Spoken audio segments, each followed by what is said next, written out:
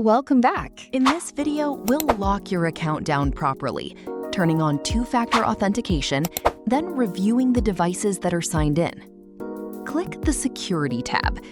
Right at the top is two-factor authentication, and you can see it's currently off. Let's change that. Click Set up two-factor. Email SendX shows you a QR code, plus a setup key you can type in by hand if your app can't scan. Open your Authenticator app, something like Google Authenticator, Authy, or 1Password. Add a new account and scan this QR code. Your app will start showing a fresh 6-digit code that refreshes every 30 seconds.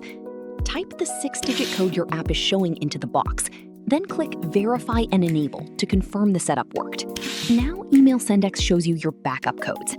These are your way back in if you ever lose your phone. Each one works once. Copy them or download the file, store them somewhere safe, and only then click I've saved my codes. This is the one and only time they're shown. Two-factor is now on. This panel shows when you enabled it, when it was last used, and how many backup codes you have left. Regenerate backup codes gives you a fresh set, and Disable 2FA turns it off again. Both ask for your password first. Just below is Connected Accounts. If you've linked a Google or Microsoft account for one-click sign-in, it shows here, and Unlink removes that shortcut whenever you want. Last up is Active Sessions, every device currently signed into your account. For each one, you'll see the browser and operating system, its IP address, when it was last active, and when it expires.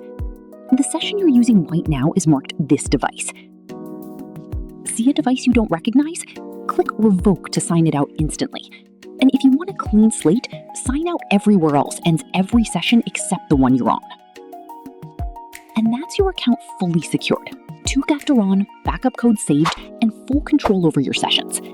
Next, let's set up your notifications and account-wide suppressions.